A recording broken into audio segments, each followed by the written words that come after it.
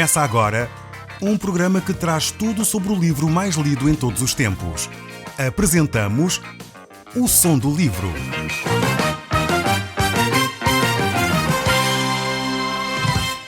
Seja muito bem-vindo. Neste podcast vai encontrar o livro mais conhecido e lido em todo o mundo. Vamos levá-lo numa viagem pela história da humanidade. Este é um audiolivro para si, para a sua família e sociedade em geral. Contextualização e comentários de Paulo Chaveiro. Eu sou Paulo Chaveiro e nós hoje estamos a olhar para o livro de Hebreus, no capítulo 3. Aqui temos um assunto extremamente interessante. Estamos a olhar para Jesus Cristo e a verificar que Ele é superior a todas as coisas criadas. Ele é superior a Moisés, que foi um dos profetas fantásticos, aquele que é considerado talvez o maior profeta da nação de Israel. Curioso que há uns anos atrás até houve um debate entre os rabis americanos sobre quem era maior, se Abraão, o pai da nação de Israel, ou se Moisés, o grande legislador. E aquela conferência decidiu que seria Moisés, de facto, porque foi através dele que o povo foi libertado do Egito, foi através dele que o povo recebeu todas as leis sociais que regiam a nação de Israel até o dia de hoje. E realmente Cristo Jesus ainda é superior a Moisés. Moisés foi um homem tremendo, um homem fantástico que libertou a nação de Israel, mas como nós vamos ver aqui no livro de Hebreus, ele não chegou a entrar no descanso com o povo de Israel. Esta ideia de descanso é extremamente importante aqui neste conceito do livro de Hebreus. Nós já lá iremos, ao longo dos próximos programas, tentar entender melhor o que significa isto, entrar no descanso. Para todos nós que muitas vezes andamos numa correria de um lado para o outro, que não conseguimos quase descansar, este conceito é extremamente válido. Aliás, hoje os psiquiatras, os médicos de família, os psicólogos começam a ver a importância de nós termos um bom período de repouso, um bom período de descanso para a nossa saúde integral. Mas nós lá iremos. Aqui vamos voltar aqui ao capítulo 3 e continuar a ver que Jesus Cristo, portanto, é apresentado no capítulo 1, 2 e 3 como sendo superior aos profetas, nós já vimos isto. Vimos também que Jesus Cristo é superior até aos anjos, e às vezes as pessoas têm uma ideia de que os anjos são, portanto, seres sobrenaturais, com muitos poderes sobrenaturais, e o autor de Hebreus, o apóstolo Paulo, queremos nós que é ele que escreveu o livro de Hebreus, mostra que claramente Jesus Cristo é superior aos anjos. E aqui vamos ver, neste capítulo 3, que Jesus é então superior a Moisés. Moisés, de facto, essa figura tremenda que nós encontramos nas Escrituras. O início deste capítulo 3 começa com uma palavrinha muito interessante. E esta palavrinha é característica do apóstolo Paulo. Por isso nós dizemos que uma das razões que nos leva, no fundo, a acreditar que foi o apóstolo Paulo que escreveu este livro de Hebreus tem a ver com este tipo de argumentação, este tipo de escrita, que é muito peculiar, muito característica do apóstolo Paulo. Este capítulo 3, o verso 1, começa com uma palavra que é por isso. Esta palavrinha simples faz uma ligação entre o que ele está a falar para trás e aquilo que ele vai relatar a seguir. Então é uma palavra, portanto, aliás, duas palavras de ligação de ideias. Portanto, ele diz então neste verso 1 do capítulo 3, por isso, santos irmãos, que participais da vocação celestial. Então esta ideia não é só um envolvimento aqui espiritual, esta ideia de vocação celestial, mas é também uma compreensão clara de quem é Jesus Cristo. Esta ideia de vocação celestial tem a ver com o pensamento de Deus para a humanidade. Tem a ver com esta ideia de que Deus quis tornar concreto os seus planos aqui nesta terra. Então é uma vocação celestial no sentido que ela parte e emana do coração de Deus para cada um de nós. Alguns muitas vezes querem orar a Deus pelos seus familiares e esquecem-se que isto é a vocação de Deus. Faz parte do desejo de Deus que os seus familiares encontrem Cristo. Portanto, não tenha receio de apresentar os seus familiares diante de Deus, não tenha receio de pedir que Deus se revele a eles de uma forma significativa, marcante, transformadora, e realmente temos visto muitos ouvintes a nos escreverem, a telefonarem, exatamente a relatar como Deus tem transformado a vida dos seus cônjuges, dos seus filhos, e isto é uma grande alegria para nós. Há um casal que nos escreveu há algum tempo atrás a nos dizer exatamente isso, que uma senhora a dizer como o seu marido foi transformado pelo poder da palavra de Deus. Hoje sentam-se os dois a ouvir o programa O Som do Livro e o seu marido deixou aquelas atitudes mais agressivas, aquelas atitudes muitas vezes até inadequadas, para hoje ser uma pessoa completamente diferente, uma pessoa mais tranquila, mais calma, mais serena, mais carinhosa até com a sua esposa. E isto é ato da ação de Deus no coração deste homem. Realmente vale a pena nós orarmos a Deus para que Ele intervenha na vida dos nossos familiares. E isto é a vocação celestial. Esta é realmente a vocação celestial que cada um de nós recebe, a de poder levar aos outros esta promessa de Deus, esta paz de Deus que excede o entendimento, esse gozo que só Jesus pode dar ao nosso coração. Aliás, Ele disse aos seus discípulos no Evangelho de João que Ele vinha para que o gozo dos seus discípulos fosse completo. Então essa paz interior, esse gozo completo no nosso ser, só é possível alcançar através da pessoa de Jesus Cristo. Não é possível alcançar através de vícios, álcool, drogas ou outra coisa. Não, esses vícios não produzem a satisfação que o Evangelho produz no nosso coração. Esse vazio interior não é preenchido pelo dinheiro, pelos bens materiais, pela saúde. Não, esse vazio interior só é preenchido pela pessoa de Jesus Cristo. Algumas pessoas estão à procura de preencher esse vazio. Conheço um casal que tem estado connosco já há algum tempo. Eles passaram uma vida, de facto, com muitas experiências diferentes. Passaram tudo aquilo que talvez algumas pessoas podem imaginar de bom e de mau.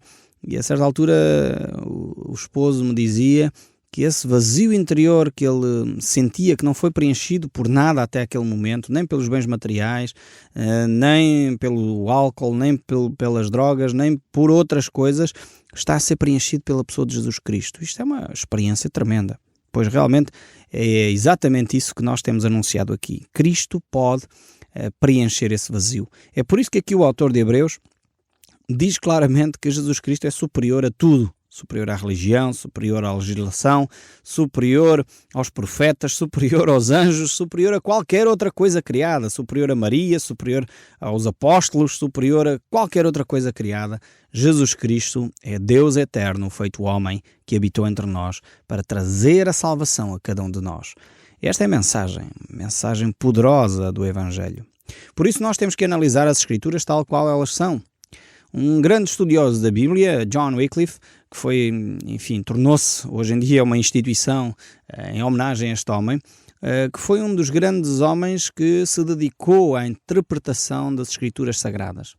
Ele, a certa altura, disse uma frase que é fantástica, que se nós aplicássemos essa frase ao nosso dia-a-dia, provavelmente as Escrituras tornar-se-iam mais vivas para nós, mais intensas.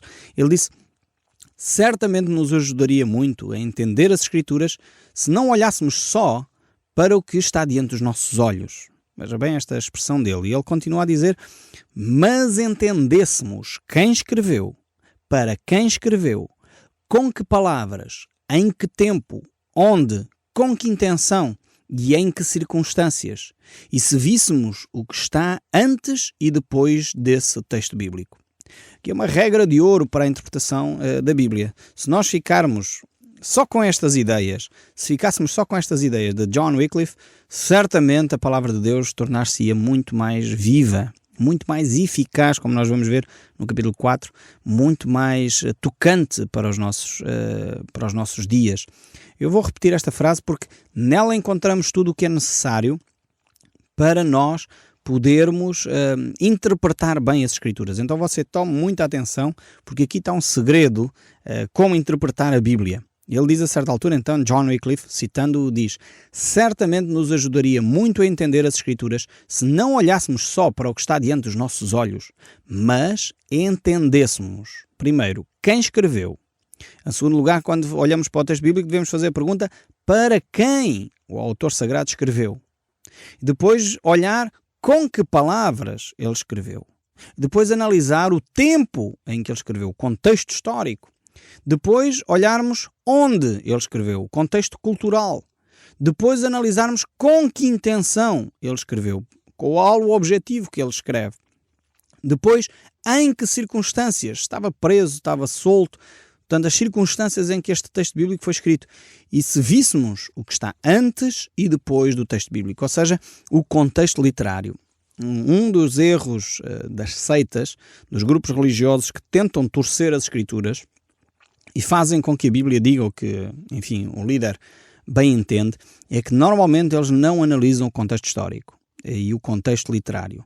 É necessário analisarmos este contexto literário, sempre ver não só o versículo bíblico, mas ver também os versículos anteriores e os versículos posteriores. Isto é um segredinho simples para interpretarmos a Bíblia e para ver que quem interpreta está a fazer ou não uma boa exegese bíblica, ou seja, uma boa interpretação da Bíblia.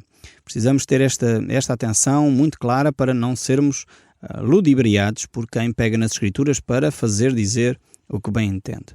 Mas voltemos aqui então ao texto de Hebreus e nós, por isso, gostamos muito de analisar o texto bíblico de uma forma corrida, de uma forma sequencial, porque dessa forma temos melhor a percepção do contexto literário, portanto, e depois vamos acrescentando, no fundo, aqui o contexto histórico, o contexto cultural, para quem foi escrito, quem é o autor, este tipo de informação que é essencial para nós fazermos uma boa interpretação bíblica, mas vamos começar aqui a ler outra vez o verso 1 deste capítulo 3, pois esse verso nós só analisamos ainda a primeira parte. Diz assim então: por isso, santos irmãos, que participais da vocação celestial, considerai atentamente o apóstolo e sumo sacerdote da nossa confissão, Jesus Cristo.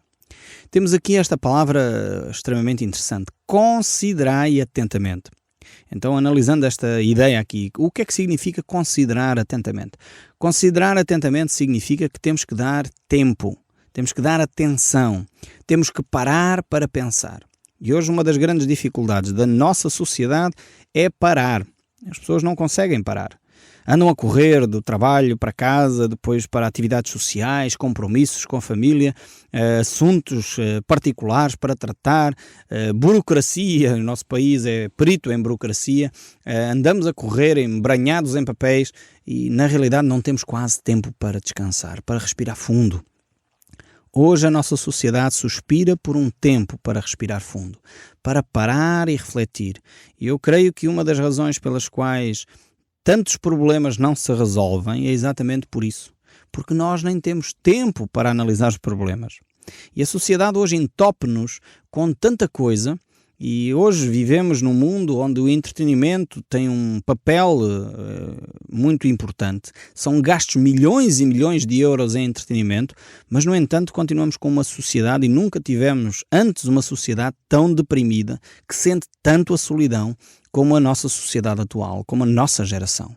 Alguma coisa vai mal, nós temos que fazer esta análise, temos que parar para pensar. Considerai atentamente, diz-nos aqui as Escrituras. Mas considerai o quê? Não é considerar só a vida, não é considerar só o stress, não é só considerar e fazer a avaliação de como é que vai o meu casamento. Também precisamos fazer essas análises. Mas aqui o texto bíblico desafia-nos a considerar atentamente quem é Jesus.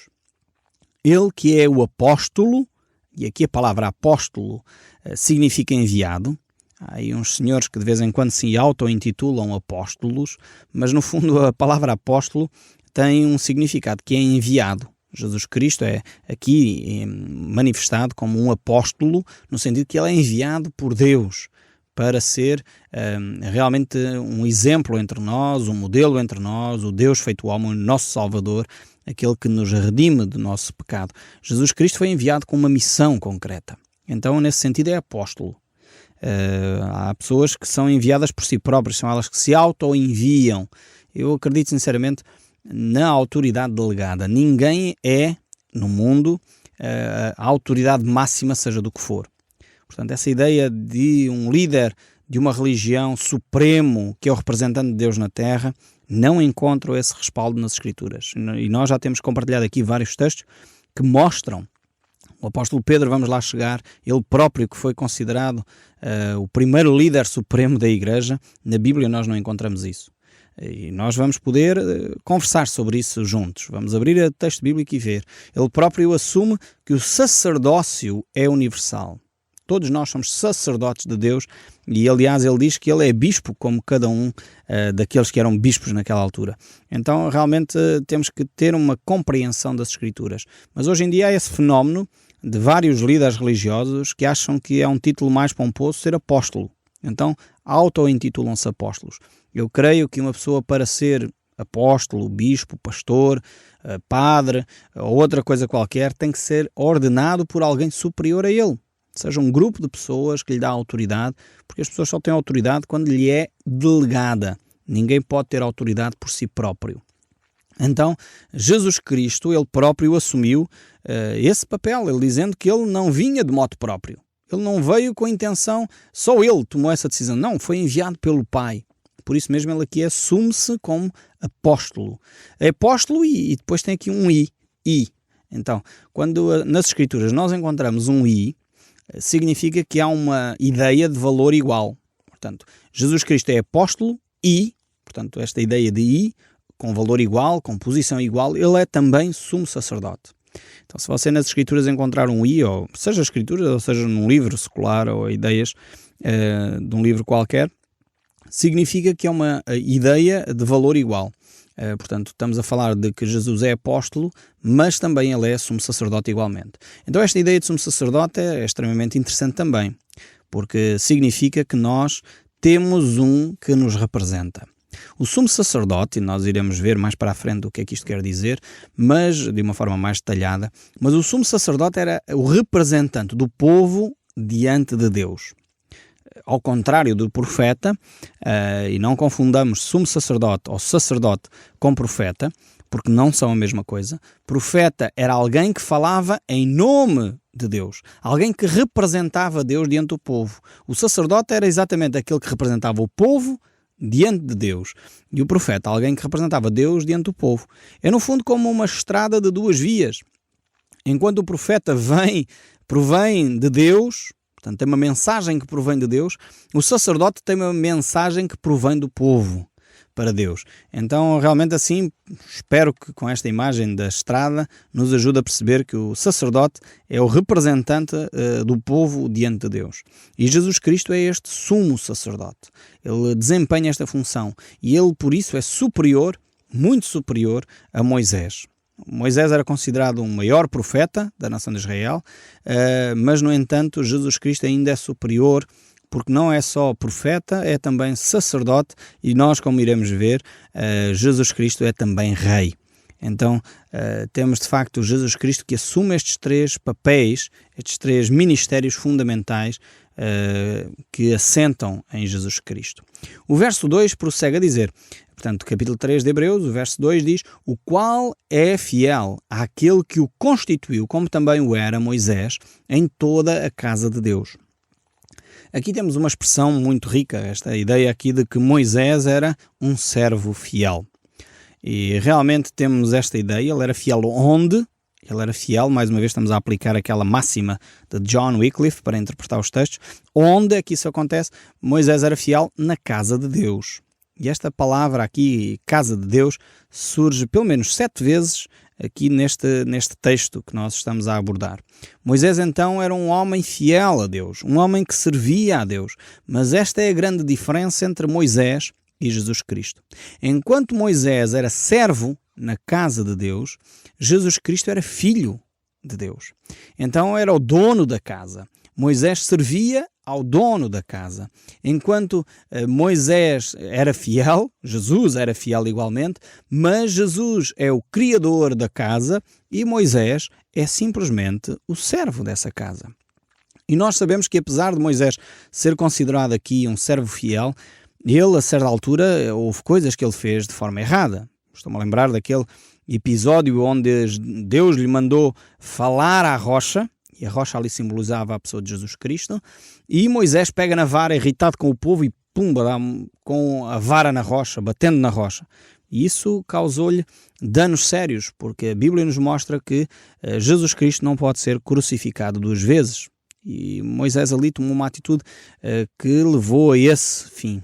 Por isso mesmo ele foi penalizado não entrando na terra, não entrando no descanso, porque ele desobedeceu ali à orientação de Deus. No entanto, no global, na avaliação global do seu ministério, Moisés foi achado um servo fiel na casa de Deus.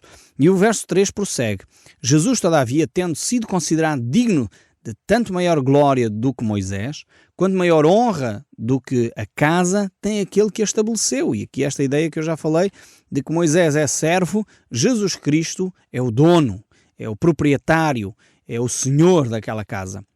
E o verso 4 ainda diz: pois toda a casa é estabelecida por alguém, mas aquele que estabeleceu todas as coisas é Deus. E Moisés era fiel em toda a casa de Deus como servo, para testemunha das coisas que haviam de ser anunciadas. Então, mais uma vez, temos aqui uma afirmação clara sobre a divindade de Cristo, que estabelece a casa, que é Deus, e, ao mesmo tempo, sobre a fidelidade deste homem Moisés. E nós não devemos confundir nunca entre a fidelidade dos servos de Deus e aquilo que Deus é. Eu creio que nós, como povo português, temos um problema nesta área, porque muitas vezes nós confundimos a criatura com o Criador.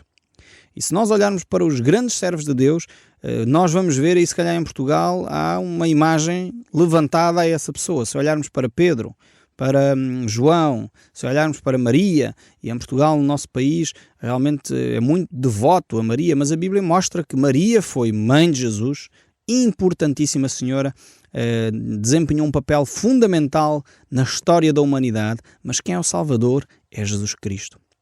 Por isso, Jesus é maior que qualquer criatura alguma vez existente na Terra. E realmente, como nos ensina o apóstolo João sobre estas questões, nós realmente temos que olhar para a palavra de Deus e entendê-la como ela é.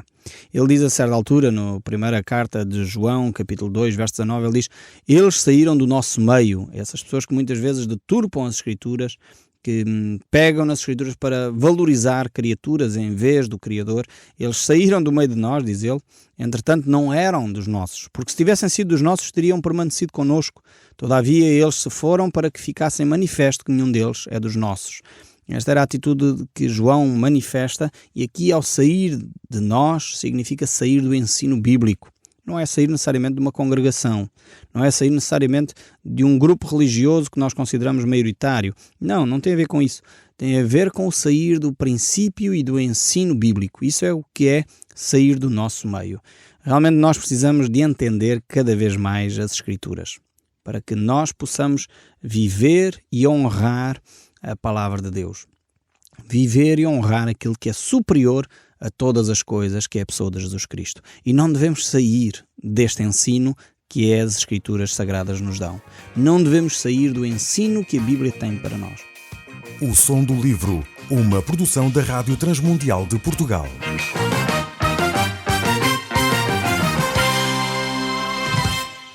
RTM. Conhece todos os nossos programas em rtmportugal.org. Uma produção da Rádio Transmundial de Portugal.